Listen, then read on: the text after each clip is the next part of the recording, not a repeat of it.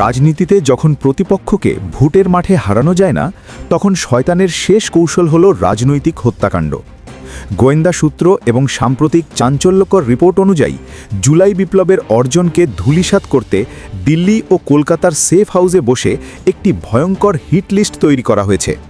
এই তালিকার শীর্ষে আছেন বিপ্লবের পোস্টার বয় নাহিদ ইসলাম এবং নাসিরুদ্দিন পাটোয়ারি সহ ফ্রন্টলাইনের তরুণ নেতারা।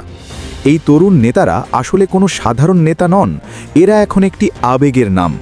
ষড়যন্ত্রকারীরা জানে এদের কাউকে যদি সরানো যায় তবে বাংলাদেশে এমন দাবানল জ্বলবে যা নেভানোর ক্ষমতা কারও থাকবে না।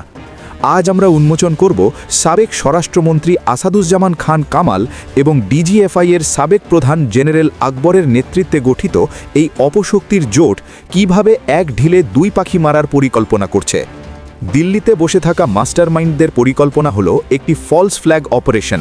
তারা জানে যদি নাহিদ ইসলাম বা অন্য কোনো সমন্বয়ককে শেষ করে দেওয়া যায় তবে সাধারণ ছাত্র জনতা তাৎক্ষণিকভাবে রাস্তায় নেমে আসবে, আর তখন প্রোপাগান্ডা মেশিন দিয়ে প্রচার করা হবে যে এটি ক্ষমতার লোভে বিএনপি বা জামায়াত করেছে। এর মূল লক্ষ্য হল জুলাই বিপ্লবের নেতৃত্বকে শূন্য করে দেওয়া এবং এই হত্যার দায় বিরোধী রাজনৈতিক দলগুলোর ওপর চাপিয়ে দিয়ে দেশে একটি গৃহযুদ্ধ বা সিভিল ওয়ার পরিস্থিতি তৈরি করা। গোয়েন্দারা বলছেন এটি একটি নিখুঁত ক্যালকুলেটেড কেয়স। তারা চায় দেশের ওপর দিয়ে লাশের রাজনীতি করতে, যাতে সেই লাশের ওপর দাঁড়িয়ে তারা আন্তর্জাতিক মহলকে বলতে পারে, দেখলে তো, আমরা ছাড়া এই দেশ নিরাপদ নয়। এই ষড়যন্ত্রের নেতৃত্বে থাকা নামগুলো শুনলে আপনার পিলে চমকে যাবে। দিল্লির সেফ হাউসে আসাদুজ্জামান খান কামালের সাথে যোগ দিয়েছেন জাহাঙ্গীর কবির নানক ও বাহাউদ্দিন নাসিমের মতো নেতারা। কিন্তু আসল ভয়ের কারণ হল তাদের সাথে থাকা সাবেক এসবি প্রধান মুনিরুল ইসলাম এবং ডিজিএফআই-এর সাবেক দুই DG lieutenant general Akbar Hossain ও সাইফুল আলম, যারা আয়নাঘর এবং গুম খুনের মাস্টারমাইন্ড হিসেবে পরিচিত। এই লোকগুলো জানে কিভাবে প্রফেশনাল কিলার বা শার্প শুটার নিয়োগ করতে হয় এবং কিভাবে প্রমাণ গায়েব করতে হয়।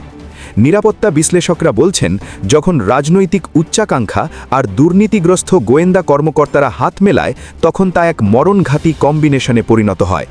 এদের লক্ষ্য হল নির্বাচন বানচাল করা এবং বিপ্লবের মস্তিষ্কগুলোকে অকেজো করে দেওয়া।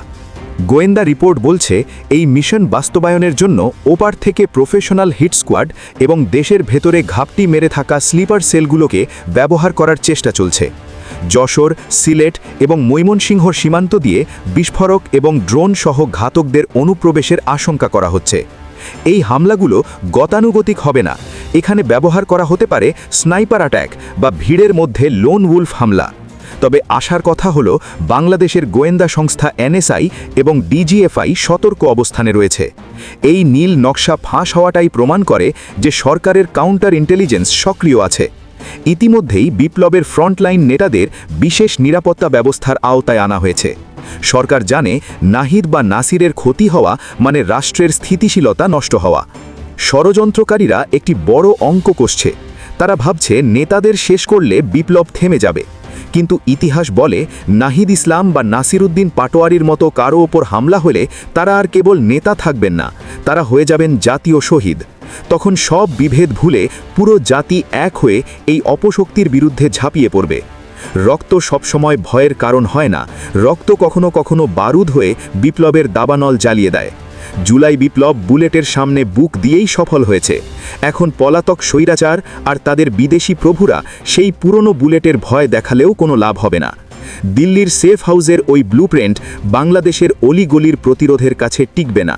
প্রিয় দর্শক, আপনাদের কি মনে হয়, পলাতক এই নেতাদের ষড়যন্ত্র কি শেষ পর্যন্ত সফল হবে, নাকি এটি তাদের জন্য বুমেরাং হয়ে দাঁড়াবে? কমেন্টে জানিয়ে দিন আপনার মূল্যবান মতামত। ভিডিওটিতে লাইক দিয়ে শেয়ার করুন এবং আমাদের চ্যানেলের সাথেই থাকুন। ধন্যবাদ।